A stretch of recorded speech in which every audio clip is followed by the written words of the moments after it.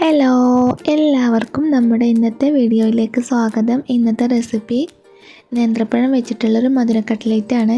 നമുക്ക് എല്ലാവർക്കും ഒരുപോലെ, മക്കൾക്കും വലിയവർക്കൊക്കെ ഒരുപോലെ ഇഷ്ടപ്പെടുന്ന, അധികം ഓയിലൊന്നും ചേർക്കാതെ നമുക്ക് ഉണ്ടാക്കിയെടുക്കാൻ പറ്റുന്നൊരു സ്നാക്കാണ് കേട്ടോ ഇത്. നമുക്ക് പെട്ടെന്ന് തന്നെ തയ്യാറാക്കാം.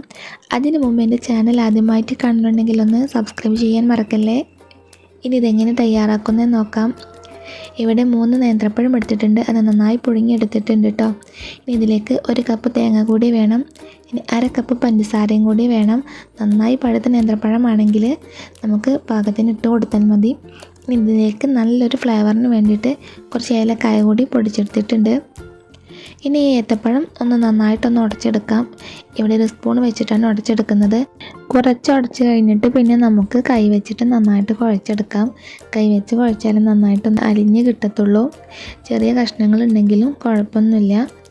ഇനി ഇതിലേക്ക് നമുക്ക് തേങ്ങയും പഞ്ചസാരയും ഏലക്കപ്പൊടിയും ചേർത്ത് ഒന്നുകൂടി കുഴച്ചെടുക്കണം. ഇത് നമുക്ക് വേവിക്കാനൊന്നുമില്ല. ഈ 3ഉം കൂടി നമുക്ക് നന്നായിട്ടൊന്ന് കുഴച്ചെടുത്താൽ മാത്രം മതി.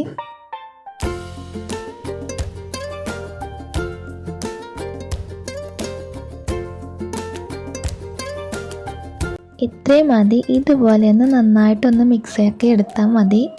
ഇനി നമുക്കിതിൽ നിന്നും കുറച്ചെടുത്ത് ഒന്ന് ബോളാക്കിയിട്ട് ഒന്ന് അമർത്തിയെടുക്കാം. നമ്മൾ കട്ട്ലേറ്റിനൊക്കെ ചെയ്യുന്ന പോലെ തന്നെ ഒന്ന് ഷേപ്പാക്കി എടുത്തിട്ടൊന്ന് അമർത്തി കൊടുക്കാം. മധുര കട്ട്ലേറ്റ് ആണല്ലോ, അപ്പോൾ നമുക്ക് കട്ട്ലേറ്റിൻ്റെ രൂപത്തിൽ തന്നെ ചെയ്തെടുക്കാം കേട്ടോ.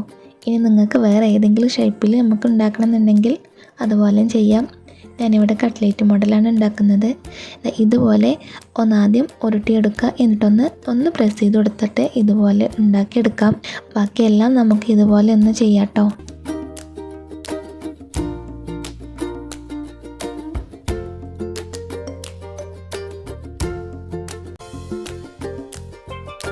ഞാനിതെല്ലാം ഇവിടെ ഒന്ന് കട്ട്ലേറ്റ് മോഡലാക്കി എടുത്തിട്ടുണ്ട്. ഇനി നമുക്ക് വേണ്ടത് റസ്ക് പൊടിയാണ്, ഇല്ലെങ്കിൽ ബ്രെഡ് ക്രംസ് ആയാലും മതി. ഞാനിവിടെ റസ്കിൻ്റെ പൊടിയാണ് എടുത്തിട്ടുള്ളത്.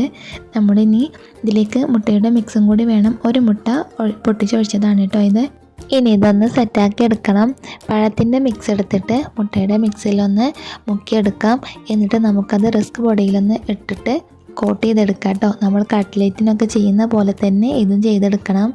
ഇങ്ങനെ ചെയ്യുമ്പോൾ അധികവും 2 കൈയും യൂസ് ചെയ്യാൻ ശ്രദ്ധിക്കുക. കാരണം ഒരു കൈ കൊണ്ട് നമ്മൾ പഴത്തിൻ്റെ മിക്സ് എടുത്ത് മുട്ട മിക്സ് മുക്കിയെടുത്ത് മറ്റേ കൈ കൊണ്ട് റസ്ക് പൊടിയിലും കോട്ട് ചെയ്തെടുക്കുകയാണെങ്കിൽ നല്ലതാണ്. ഇല്ലാന്നുണ്ടെങ്കിൽ നമ്മുടെ കയ്യിൽ മുട്ട മിക്സൊക്കെ ആകുമ്പോൾ അത് പിന്നെ റസ്ക് പൊടിയിലും കൂടി ചേർന്ന് നമ്മുടെ കയ്യിലാകെ ഒട്ടിപ്പിടിച്ച് ബുദ്ധിമുട്ടായി തീരും. അപ്പോൾ അതുകൊണ്ട് 2 കൈയും യൂസ് ചെയ്യുകയാണെങ്കിൽ നമുക്കിതുപോലെ പെട്ടെന്ന് തന്നെ എല്ലാം തയ്യാറാക്കി എടുക്കാം.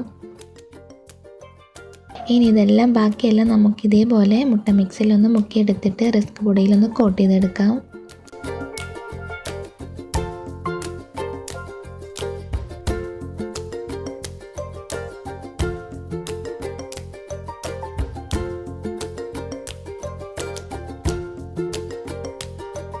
ഇതെല്ലാം ഇവിടെ നന്നായിട്ട് റെഡിയായിട്ട് കിട്ടിയിട്ടുണ്ട്. ഇനി ഇതൊന്ന് ഫ്രൈ ചെയ്തെടുക്കാം. ഡീപ്പ് ഫ്രൈ അല്ല, ഷാലോ ഫ്രൈ ആണ് ചെയ്തെടുക്കുന്നത്. അതിനുവേണ്ടി ഇവിടെ ഒരു പാൻ അടുപ്പിൽ വെച്ചിട്ടുണ്ട്. ഇനി അതിലേക്ക് വെളിച്ചെണ്ണയോ അല്ലെങ്കിൽ ഏതെങ്കിലും ഒരു റിഫൈൻഡ് ഓയിലോ ഒഴിച്ചു കൊടുക്കാം. നേന്ത്രപ്പഴമാകുമ്പോൾ വെളിച്ചെണ്ണയാണ് അധികം ടേസ്റ്റിനൊക്കെ നല്ലത്. നന്നായിട്ട് ചൂടായി വരുമ്പോൾ ഇതിലേക്ക് നമുക്ക് ഓരോന്നായിട്ട് വെച്ച് കൊടുക്കാം. എല്ലാം ഇതിലേക്ക് വെച്ച് കൊടുത്തതിന് ശേഷം നമുക്ക് തീ ഒന്ന് ചെറുതായിട്ടൊന്ന് കുറച്ച് കൊടുക്കാം. റസ്കിൻ്റെ പൊടിയിൽ കോട്ട് ചെയ്തെടുത്തത് കൊണ്ട് നല്ല തീയിൽ ഇത് കരിഞ്ഞു പോകും. നമുക്കിതൊന്ന് ചൂടാക്കി എടുത്താൽ മാത്രം മതി. ചെറിയ തീയിൽ കുറച്ച് സമയമൊന്നും ഇട്ടിട്ട് നമുക്ക് മറിച്ച് കൊടുക്കാം. ഇതുപോലെ നല്ല കളറിൽ വരുമ്പോൾ നമുക്കൊന്ന് മറിച്ചിട്ട് കൊടുക്കാം. ഇത്രയേ ഉള്ളൂ. പെട്ടെന്ന് തന്നെ ഇത് ആയി കിട്ടും കേട്ടോ. നമുക്കിത് വേവിക്കാനൊന്നുമില്ല. നല്ല പഴുത്ത നേന്ത്രപ്പഴം ആവുന്നത് കൊണ്ട് തന്നെ നമുക്കിത് വേവിക്കേണ്ട ആവശ്യമൊന്നുമില്ല. ഇതുപോലെ ഒന്ന് മുരിച്ചെടുത്താൽ മാത്രം മതി. കുറച്ച് സമയം കൂടി നമുക്കിതൊന്ന് മൊരിച്ചെടുക്കാം. ഇതിവിടെ റെഡി ആയിട്ടുണ്ട്. നമുക്കിത് കോരിയെടുക്കാം. ഇനി കണ്ടില്ലേ, പെട്ടെന്ന് തന്നെ നമുക്കിത് റെഡിയാക്കി എടുക്കാം. നന്നായിട്ട് മൊരിഞ്ഞ് കിട്ടിയിട്ടുണ്ട്. ഇതിൽ റസ്ക് പൊടിയൊന്ന് മൊരിച്ചെടുത്താൽ മാത്രം മതി. നന്നായി പഴുത്ത നേന്ത്രപ്പഴം ആയതുകൊണ്ട് നമുക്ക് അധികം വേവിക്കേണ്ട ആവശ്യമൊന്നുമില്ല. ഇതിൽ ബാക്കിയെല്ലാം നമുക്കിനി ഇതുപോലെ ഒന്ന് പൊരിച്ചെടുക്കണം. ഇതിൽ നേരത്തെ ഒഴിച്ച എണ്ണ തന്നെ ബാക്കിയുണ്ട് കേട്ടോ. അതിൽ തന്നെയാണ് നമ്മളിത് ഫ്രൈ ചെയ്തെടുക്കുന്നത്. അതുകൊണ്ട് ഇതിൽ അധികം ഓയിലിൻ്റെ ഒന്നും ആവശ്യമില്ല. അധികം എണ്ണയൊന്നും ഇതിൽ പിടിക്കത്തില്ല. നമുക്കിത് കൂടി ഒന്ന് ഫ്രൈ ചെയ്തെടുക്കാം.